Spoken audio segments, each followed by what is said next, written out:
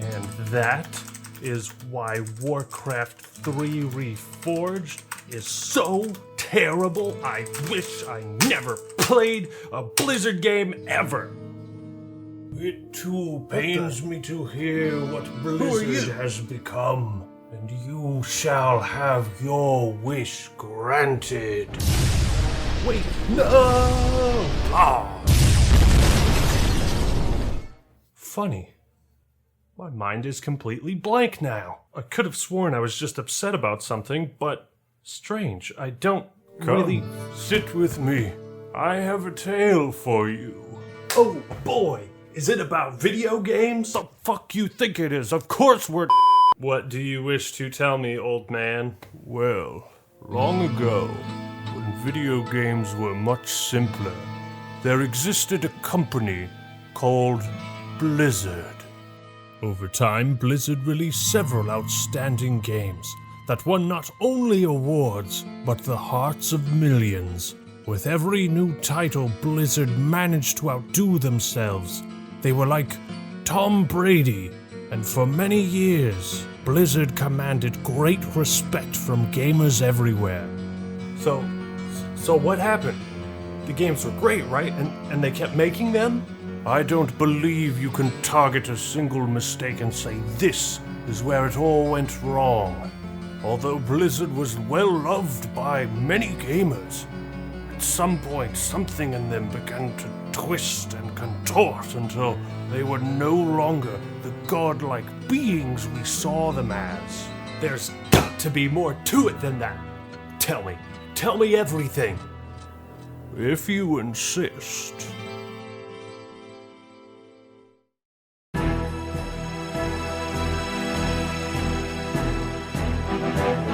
The decline of Blizzard is not a story. That was weird. The decline of Blizzard is not a story about a successful business that is now failing, but rather a business that continuously fails its fans. Blizzard was one of my favorite game developers of all time. My love for this company started when I was like 5 years old, and I've given them more than a decade's worth of support. Blizzard. Yes, me lord. Nintendo. Yahoo! Bungie. These were the companies I knew of growing up as a kid. All of them were gods in my eyes. Nothing makes me feel old quite like reminiscing on the first time I ever played a real computer game.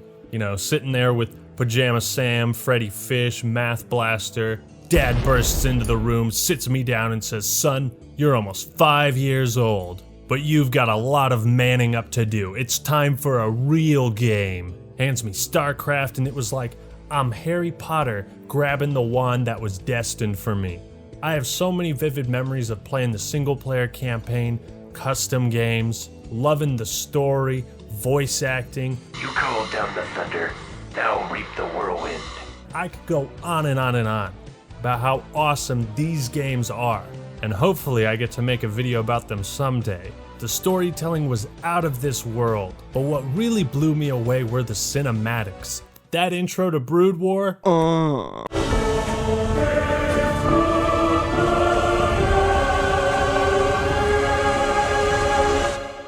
I loved that intro so much I parodied it in a horribly irrelevant video. StarCraft was so awesome beyond what Blizzard created themselves, and the map editor allowed for unique custom games that anyone could play. Around this time, my brother and I somehow got our hands on a copy of Diablo.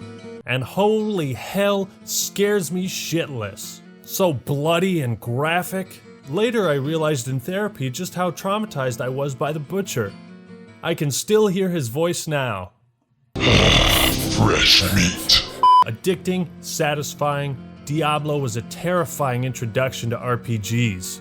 Years later, Chapow, Reign of Chaos, showed off the power of Blizzard's battle drums. Frozen Throne comes out and it's like, okay, what have I done to deserve this blessing? An RTS with heroes that level up in combat would set the foundation for what World of Warcraft would become. And you know this part of the story. I'm Mr. T and I'm a Night Elf Mohawk. What's your game? World of Warcraft took the world by storm. Earth and fire, heed my call. Much like RuneScape, WoW became a pop culture phenomenon. I'll never forget the South Park episode where Blizzard and Comedy Central collaborated to make fun of the game.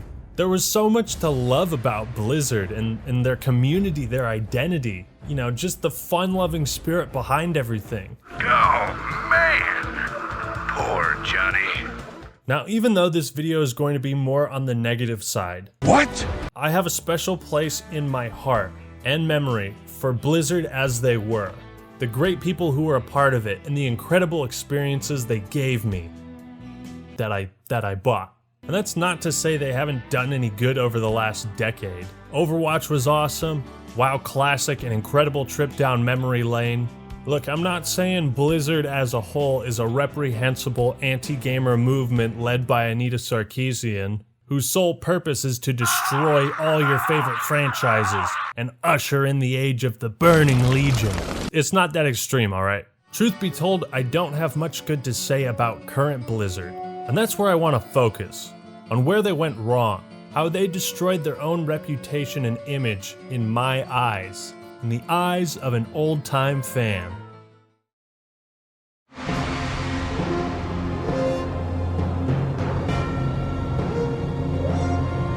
When Blizzard tasted the cursed waters of Activision and merged with them in 2008, it wasn't a highly controversial move. At the time, COD 4 had just released 8 months earlier, Guitar Hero was the hottest fad since the Wii, and they hadn't milked any of those franchises to death. Back then, Activision wasn't the same money-grubbing company we know today. Or maybe they were and they were just really good at hiding it. But none of us had the foresight to predict just how much this would affect Blizzard's identity, their culture, and their games. You did this to our people knowingly? Gah!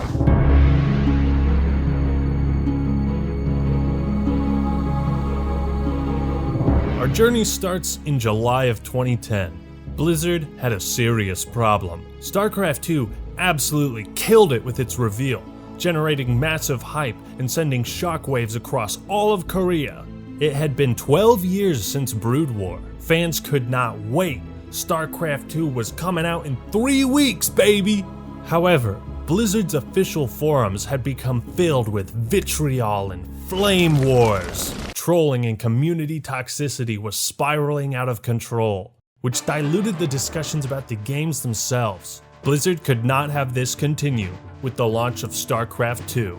How do we change this toxic part of our community? One executive asked. Weight loss programs and general hygiene classes, another blurted out.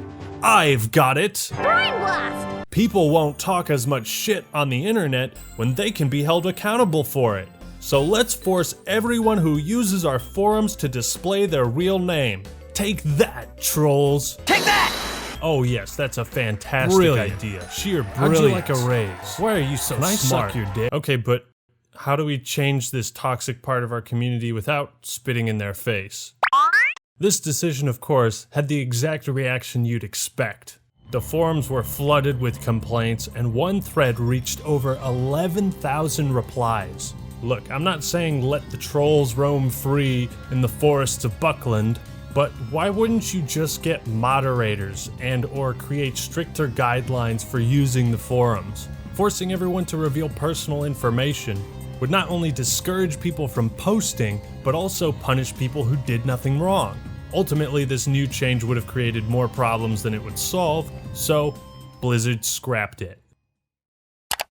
But the fact that Real ID was even considered as a possibility, let alone planned to be implemented across the board, was really just such a bizarre, out-of-touch thing to even attempt.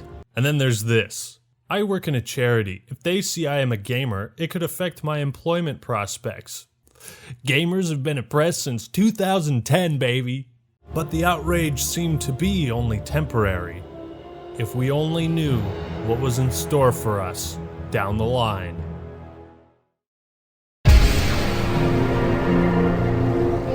Blizzard has a long list of battles in the courtroom, none more famous than Valve Corporation v. Activision-Blizzard. This, of course, was over the legal rights to Defense of the Ancients, the most popular custom game for Warcraft 3. And it was a battle for the ages. Two of the biggest and most successful PC developers duking it out. Who will come out on top? From what I understand, Valve worked with Dota developer IceFrog, who was later hired by them, and they wanted to trademark Dota as their intellectual property. Blizzard, of course, didn't want that. I don't want it. But Valve had already filed a trademark. Now, it's complicated, but for whatever reason, Blizzard and Valve settled out of court, with Valve keeping the rights to Dota All-Stars for commercial purposes, and Blizzard would be able to use it within their own custom games. This appears to have been a mutual agreement, but with hindsight, we see just how badly Blizzard was shafted. Nobody thought Dota would turn into the massive esports juggernaut that it is today. But you have to wonder, how could Blizzard just let the magic lamp slip through their hands?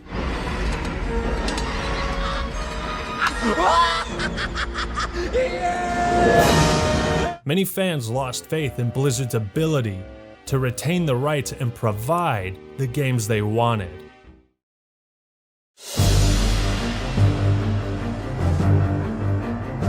World of Warcraft has been Blizzard's main moneymaker for years, with a large, diverse, dedicated community. Throughout the Burning Legion and Wrath of the Lich King expansions, the game only grew in size. Cataclysm was a bit rocky, but it wasn't until May 2012 that Mists of Pandaria released, and a large portion of fans voiced their discontent. This was really the turning point for World of Warcraft and what turned many people off of that game.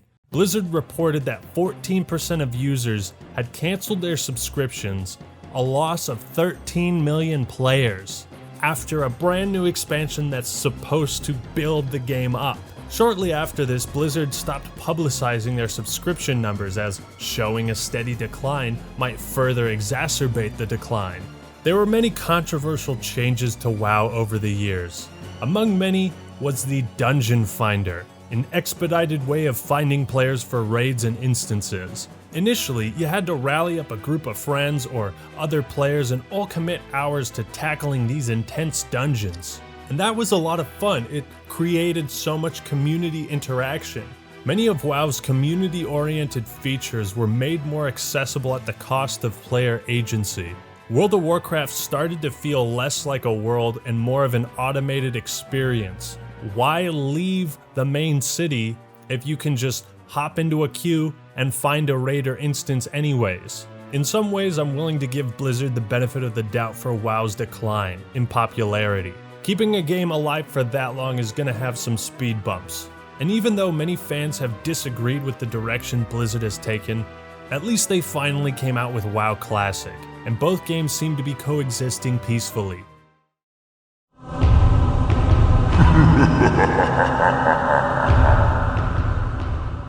But here's where we get into the real shit. Maybe it was just my experience, but I vividly remember the launch of Diablo 3 as being one of the single most disappointing game launches of all time, next to MCC. What? It was that bad. Not only had basically all of the depth been stripped away from Diablo 2, not only did it feel like a poor man's version of Diablo 2, but it was also just straight up broken. I waited years for this game, and within 4 hours of gameplay, I was like, this ain't it, Chief, and never looked back. The always online and DRM features were heavily criticized, totally unnecessary for people wanting to just play single player. Single player is it, says Diablo 3. Mind if we force you to play online anyway, in case you change your mind? Kind of do as it happens, Diablo 3. Sorry, can't hear you over the sound of all my money! The art direction was criticized, it didn't feel hellish. Gameplay story was awful. Excessive amounts of useless gear with 1% of that shit being actually usable.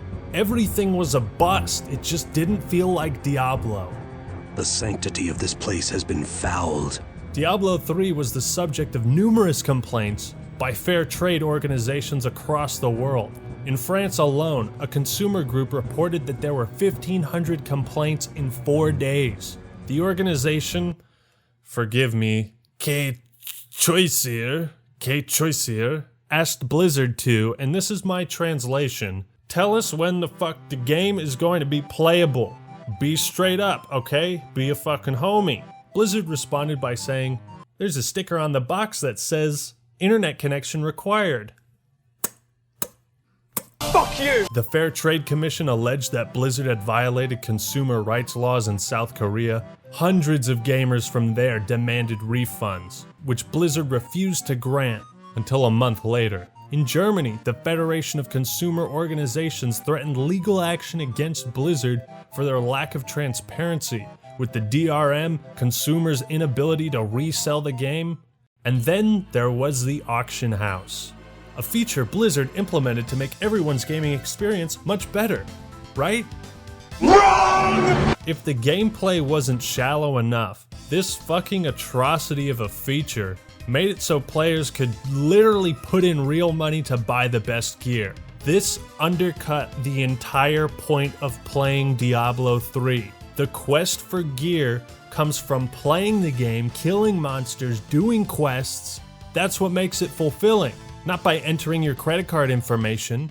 It was one of the earlier and more egregious forms of microtransactions, as Blizzard took a cut of all the profits.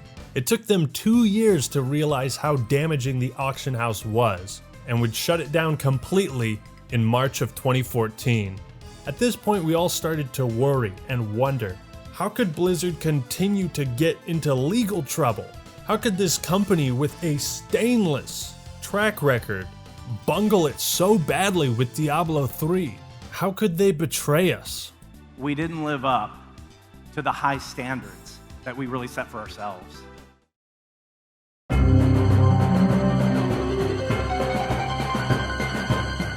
As WoW continued to lose subscribers, fans took it upon themselves to recreate the WoW game they wanted. Many private servers popped up offering different iterations of WoW that were no longer playable. Do you think when Burning Legion came out that it was the best? Here's your server. Wrath of the Lich King? Here's your server. Vanilla? Here's your server. Nostalrius. It wasn't legal, but it showed a surprising demand for that classic vanilla experience. At its height, Nostalrius had 800,000 registered accounts. Naturally, having that many people flock to a service that you don't operate is bad for business, and in this case, Copyright infringement. the solution? Shut it down, boys. They pulled out their Warhammer, sent a cease and desist order, and Nostalrius was shut down. But that only seemed to further agitate the already upset fan base. A petition popped up, begging Blizzard to consider a vanilla version of WoW. It received over 280,000 signatures. They couldn't deny the facts anymore. A lot of people didn't like WoW anymore, and they wanted the old version. And naturally, Blizzard was upset because they felt fans weren't appreciating or understanding the work they were putting in. Remember that one bug that really pissed you off that we fixed like 2 years ago? Still there in the past. While it was within their rights to terminate the server, for 3.5 years, no alternative was offered by Blizzard. And this was made all the more worse when J. Allen Brack, the new CEO, answered this question. Have you ever thought about adding servers for previous expansions as they were then? No. And by the way, you don't want to do that either. You think you do, but you don't. Here's a lesson in healthy business practices. Don't tell your consumers what they don't want. Show them why they want what you're working on. Better yet, listen to what your fans are asking for and meet that demand. There's no point in showing this kind of contempt towards your audience unless your goal is to purposely damage your own reputation and goodwill. And then J. Allen Brack started talking shit about Classic WoW, how their expansions were so orgasmically good. Remember when you had to like spam cities and say, need a tank, need a tank, need a tank during the Burning Crusade days? You don't remember that because now you just push a button that says go to the dungeon. You would be a fool to want the older, obsolete, inferior version of WoW. Don't fucking patronize me. With the shutdown, the Nostalrius team went to Blizzard's HQ and gave an 80-page essay on the development of the server. It looked and sounded like Blizzard was going to work with some of the Nostalrius devs to create WoW Classic. That would have been awesome, bred some goodwill with the community, and these developers would make great representatives of that community. It would inspire faith in the company, but they never actually worked with them, and it really shows the sinful pride of Blizzard. For a long time, they just couldn't accept the fact that fans didn't like the newer expansions and how WoW was changing, but they were the ones out of touch, not the community. Do you guys not have phones? Yeah, you guys all have phones, right? BlizzCon is the annual convention held by Blizzard. It's a massive, exciting event that showcases and promotes all their major franchises. Celebrities make appearances, famous bands close out the show. It's just epic. Who's this guy? This is a dwarf. And you know what? I prefer a little person. Well, okay. Not many developers have an entire convention at their disposal, and it's just Blizzard's way of showcasing their power, getting fans hyped to consume product. But in 2018, BlizzCon became the opposite of that. Hear ye, fans of Diablo. Behold, the new experience you've been waiting for. Diablo Immortal. So we knew we want to use mobile devices as the platform for a new Diablo game. Because nothing brings a family together like slaying demons. You want to explain yourself? What are you doing?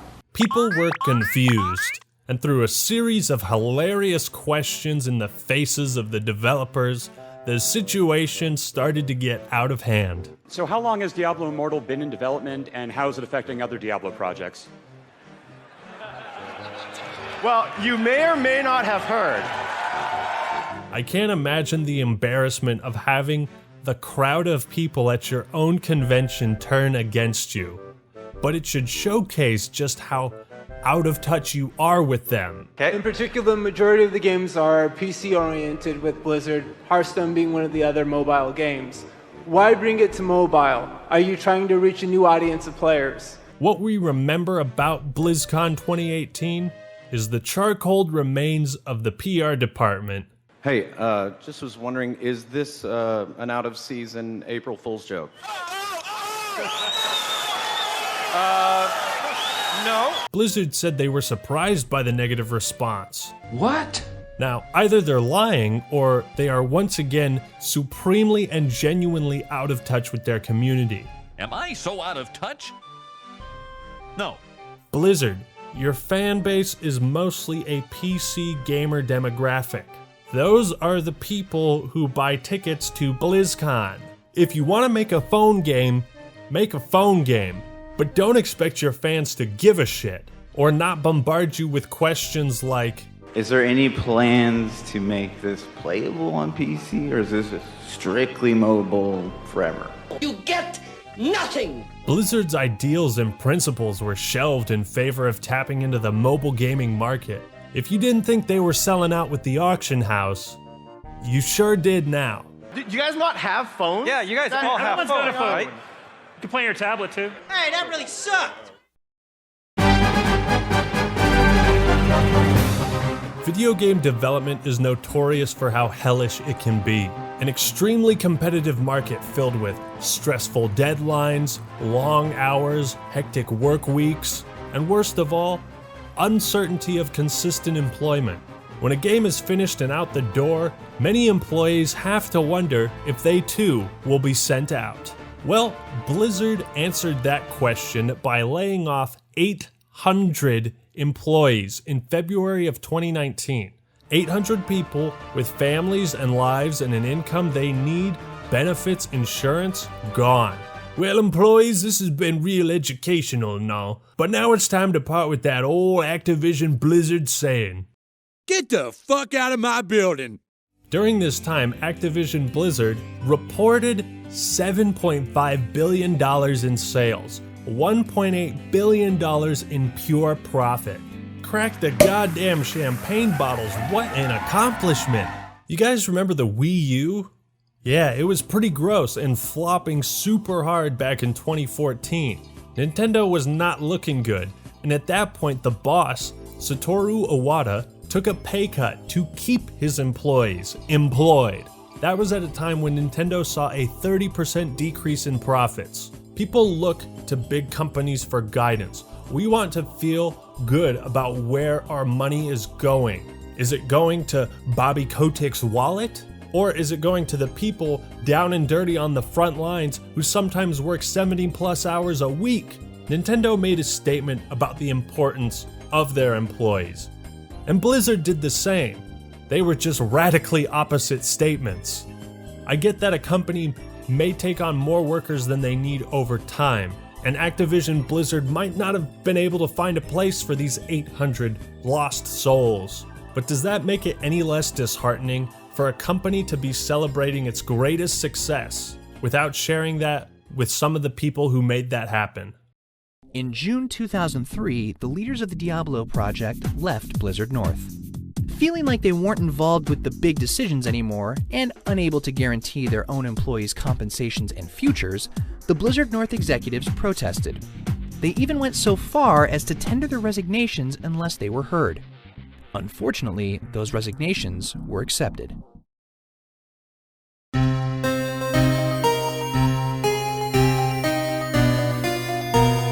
In 2019, perceptions around Blizzard had completely changed. And in October of 2019, a professional Hearthstone player, the martyr Blitzchung, made a political statement in support of the Hong Kong protests while on a live stream. Nuclear launch detected. Nuclear launch detected. As Americans, we are naturally sympathetic to those who have had their freedoms stripped away unfairly. They say a man never really knows himself until his freedom's been taken away. Such as the undisputed case in China. Now, I'm not trying to grandstand, but China isn't exactly the paragon of human rights. Yet Blizzard's monetary ties to China, like many other US companies, they have to tiptoe around China's strict guidelines to release their products in their country. They are very picky and very profitable. China's actually a free and loving country. I'm out. Not taking any chances, Blizzard banned his ass. Fuck those new casters, no payment, you're gone, you're banned. Hope you learn your lesson. Speaking out about human rights issues. On our platform, this is not a political platform, except it is, when it's convenient for us. Now, I did a whole video on this subject. Please check that out if you are at all interested. I summarize it a lot more in depth, so I'll be brief. On its own, it's a fucked up decision. But with the George Floyd protests, it also shows the real double standard and hypocrisy. You banned Blitzchung, docked his pay, fired the casters involved, all because he supported a protest in Hong Kong. And you have the gall to post this on Twitter, as if your company represents this statement wholeheartedly. Racism has no place in our society or any society. Except Hong Kong and China. Those societies are cool. Nothing's wrong with them. All is well consumed product. Even if you weren't just another company morally grandstanding on these protests and this issue while it's current, it's blatantly hypocritical. Outrage was so astronomical at Blizzard that the United States Congress asked them to reduce the punishment. Motherfucking Congress got involved. You fucked up so badly. Boycotts were gaining traction. Blizzard had yet another PR nightmare on their hands. Base is under attack. Our town is under siege. We're being attacked. We are under attack. They're destroying our city. The town is under attack. Our town is under attack. Now, they eventually reduced the punishment, but never actually directly addressed the criticism. Only vaguely stated that we will do better going forward. J. Allen Brack deserves a lot of flack for how he handled this situation. You're supposed to be a leader. And at this point, Blizzard employees were probably feeling, every decision you've made led us from bad to worse.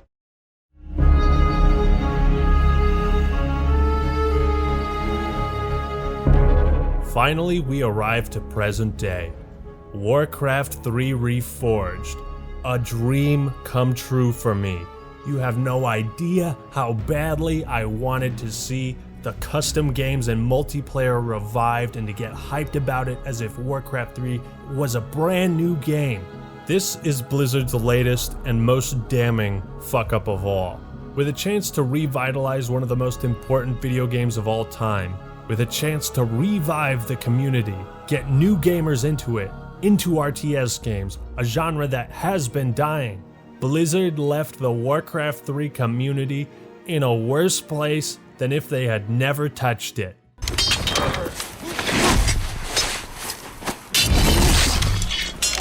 How can a company actually deteriorate a product's value 18 years later? That's a topic for your business class. Especially since the game still had an active community, and you tore out features and content that they've enjoyed for years. The way Warcraft 3 launched is beyond belief, but illustrates just how far detached Blizzard has become from not only their past, but their fans. We didn't live up to the high standards that we really set for ourselves. No shit. I speculate it was released in the state it was because of shareholder pressure, something that ex-members of Blizzard have said is tampering the way the company used to operate. Fans were beyond upset, and Warcraft 3 Reforged rightfully takes the crown for lowest review score on Metacritic. There was even a parody website called Warcraft 3 Refunded that just made fun of all the bullshit Blizzard had peddled about this game. I won't go into every detail, I'll link some videos that do if you're interested, but here are the main points. 1. Blatantly misleading marketing led people to believe this classic title would have all its cutscenes remastered and remade. What we got was not that. In fact, Homeboy here actually showcases how the cinematography is less dynamic and interesting than the 2002 version. I'll hunt you to the ends of the earth if I have to. Do you hear me? To the ends of the earth! It is there that your true destiny will unfold. I'll hunt you to the ends of the earth if I have to. Do you hear me? To the ends of the earth! It's like they didn't even try. 2. Tons of core features of the game from 2002-2003 were not re-implemented. Ranked ladders gone. If you play multiplayer, prepare to get ass blasted because there is no ranking system at all. 3. Art direction was butchered. Ew. Gross, what is that? Oh, sick. Original Warcraft 3 does look extremely dated, but everything is way more colorful and unique, recognizable. 4. Classic Warcraft 3 and even StarCraft 1 had a system implemented to prevent people from being dropped from matches. If your connection was interrupted or a little shaky at times, you get like a 45-second countdown timer, and if your internet was good then, the match would continue. Reforged does not have this. Being pulled early on, Lawlighter was trying to go for a greedy Ancient of Warcraft, and if this is cancelled, oh damn, that was not a bad BM leaving of the game. This was a disconnect once again. I'm almost 100% sure. Yeah, Lawlighter would never do this. But he has enough mana. I don't need a blood mage. I don't need you. You're benched. Once this, and looks like another drop. If your internet connection isn't perfect, you will be dropped from matches instantly. This happens even in campaign missions, where you get an automatic mission failed screen. Mission failed. We'll get them next time. A delayed game is eventually good, but a rushed game is forever bad. Warcraft 3 Reforged represents Blizzard's complete lack of empathy or care for their older games, and the fans who still play them. They just pissed on their own legacy, and these problems barely scratch the surface. And now Blizzard is forced to take their sweet time fixing things that never needed to be fixed. In the pursuit of money and who knows what else, Blizzard has lost their identity, being one of the core titans of the industry, and seeing them fall so far, fall lower than the likes of Bungie, is just sad, man. The franchises they used to be known and loved for are not what they once were. Where they used to be dedicated towards the fans, Now they are dedicated to the shareholders. It's no longer about what do the fans want, but rather what can we get away with. Blizzard's sins are numerous, attempting to disclose private information of their users to solve an issue that could have been fixed by better moderation, introducing microtransactions that undercut the core design and fun factor of a game people waited 12 years for, allowing a rival company to steal the commercial rights to one of the most popular games of all time, changing WoW into something fans didn't want, failing to provide fans with the experience they had been begging for until an independent group rose up to challenge Blizzard, completely misreading their audience by building up hype at their convention for a game their fan base has never expressed interest in, countless tone-deaf, out-of-touch responses to valid criticism, tossing out 800 employees like yesterday's trash during their most financially successful year, punishing people who dare speak on important political and social issues, taking a stand with China, letting internal strife and protests run rampant within the company, tarnishing their own legacy with a careless disregard for the state of Warcraft 3 Reforged. These are just the monumental blunders, the ones that have affected me the most. If you want to see current sentiment towards Blizzard, go to their YouTube channel, where the like-dislike ratio is up in the air and most videos have comments disabled. And if you take into consideration that Blizzard said they were going dark on Overwatch 2 information, couple that with the Diablo 4 reveal, and it just seems like a desperate attempt to shift players' focus from what a shithead company they've been to, whoa, look at these new titles. But that's just my theory. Blizzard has proven time and time again where their morals lie, and it's not with the consumers anymore. So now do you see the decline of Blizzard? I do, but what, my son? What happens now? Will Blizzard ever redeem themselves? Will I ever be excited for another title? That is for them to decide. We can only wait. But if I were you, Actman, I would let go of hope. Let go before it leads you astray, like it did to me.